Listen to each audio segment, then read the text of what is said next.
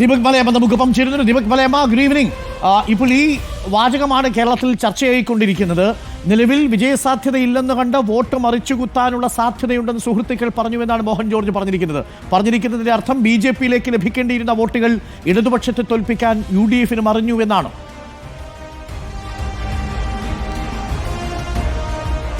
അരുൺകുമാർ വളരെ കൃത്യമായി തന്നെയാണ് അദ്ദേഹത്തിന്റെ നിലപാട് വ്യക്തമാക്കിയിരിക്കുന്നത്. അതായത് നേരത്തെ മുതൽ തന്നെ ഈ തെരഞ്ഞെടുപ്പ് കഴിഞ്ഞതിന് പിന്നാലെ ബൂത്ത് ലെവൽ കണക്കുകൾ ഉൾപ്പെടെ വന്നപ്പോൾ 12,000 മുതൽ ഒരു 15,000 വരെയുള്ള മാർജിൻ ഉണ്ടാകും, ആ വോട്ട് ലഭ്യമാകും എന്നുള്ള പ്രതീക്ഷ NDA ക്യാമ്പ് പറഞ്ഞിട്ടുണ്ടായിരുന്നു. എന്നാൽ ഇപ്പോൾ അതിൽ നിന്ന് മാറി സ്റ്റാറ്റസ് കോ നിലനിർത്തും എന്നുള്ള നിലയിലാണ് കാര്യങ്ങൾ കൃത്യമായി പറയുന്നത്. എന്ന് വെച്ചാൽ കഴിഞ്ഞ തെരഞ്ഞെടുപ്പിൽ 8,595 വോട്ടാണ് നേടാൻ കഴിഞ്ഞിട്ടുണ്ടായിരുന്നത് നിയമസഭാ തെരഞ്ഞെടുപ്പിൽ. അതിന് മുൻപ് നടന്ന 2 ലോക്സഭാ തെരഞ്ഞെടുപ്പുകളിലും അതിൽ നിന്ന് അല്പം കൂടി വോട്ട് മെച്ചപ്പെടുത്തി നേടാനും കഴിഞ്ഞിരുന്നു. ആ പ്രതീക്ഷയിലായിരുന്നു ഒരു ക്രൈസ്തവ സ്ഥാനാർത്ഥി എന്നുള്ള നിലയിൽ തന്നെ അഡ്വക്കേറ്റ് മോഹൻ ജോർജിനെ അവതരിപ്പിക്കുകയും ചെയ്തത്. അദ്ദേഹത്തിന് ചുങ്കത്തറ ഉൾപ്പെടെയുള്ള അദ്ദേഹത്തിന്റെ മേഖലകളിൽ നിന്ന് വ്യക്തിപരമായി കുറേ വോട്ടുകൾ ലഭിക്കുമെന്നുള്ള പ്രതീക്ഷയുണ്ടായിരുന്നു. അതിനപ്പുറത്ത് പ്രോ BJP ആയിട്ടുള്ള BJP-യുമായി അനുഭാവം പ്രകടിപ്പിക്കുന്ന ആളുകളുടെ കൂടി വോട്ട് വരും എന്നുള്ളൊരു പ്രതീക്ഷ പൊതുവേ ഉണ്ടായിരുന്നു. എന്നാൽ അതിന് മങ്ങലേറ്റിരിക്കുന്നു, ആ വോട്ടുകളൊക്കെ മറിച്ച് കൊടുക്കപ്പെട്ടിരിക്കുന്നു എന്നുള്ളത് തന്നെയാണ്.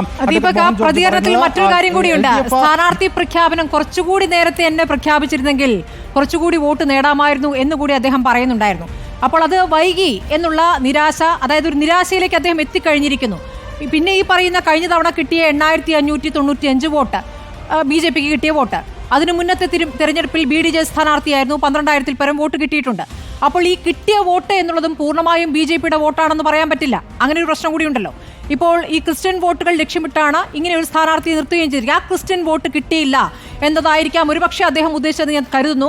അതോടൊപ്പം തന്നെ ശ്രദ്ധിക്കേണ്ട മറ്റൊരു കാര്യം കൂടിയുണ്ട് ദീപക്. ഇപ്പോൾ വെള്ളാപ്പള്ളി പറഞ്ഞ കാര്യം ഹിന്ദു വോട്ടുകൾ സ്വരാജിന് കൊടുത്തിരിക്കുന്നു എന്നുള്ളതാണ്. അതായത് ഈഴവ വോട്ടുകൾ അങ്ങനെ കേന്ദ്രീകരിച്ച് കൊടുക്കാനായി ഒരു ചർച്ച നടന്നു എന്നുള്ള വിവരങ്ങൾ പുറത്തു, അത് ഉറപ്പില്ല. അങ്ങനെ ഒരു ചർച്ച അവിടെ നടന്നതായി പറയപ്പെടുന്നതിന്റെ ഘട്ടത്തിലാണ് ഇങ്ങനെ ഒരു കാര്യം വെള്ളാപ്പള്ളി പറയുകയും കൂടി ചെയ്തിരിക്കുന്നത്. അപ്പോൾ പിന്നെ BJP-ക്ക് എന്താണ് വോട്ട്?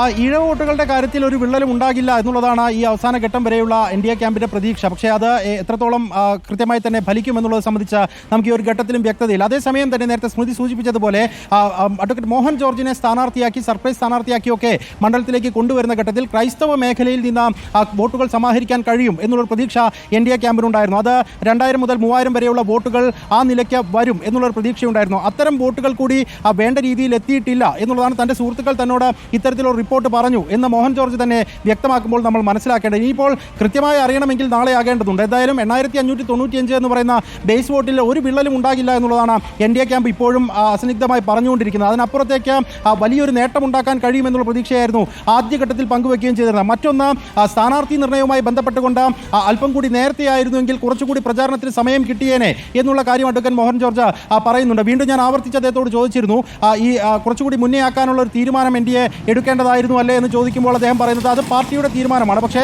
അതിനപ്പുറത്ത് തനിക്ക് കുറച്ചുകൂടി സമയം കിട്ടിയിരുന്നെങ്കിൽ കൂടുതൽ ആളുകളെ കാണാനുള്ള സാഹചര്യം ഉണ്ടായിരുന്നു. തൻ്റെ സുഹൃത്തുക്കളിൽ പലരെ പോലും തനിക്ക് കാണാനും വോട്ട് ചോദിക്കാനും കഴിയാത്ത സാഹചര്യം ഉണ്ടായി എന്നുള്ള ഒരു കാര്യം അദ്ദേഹം പറഞ്ഞു വയ്ക്കുകയും ചെയ്യുന്നുണ്ട്.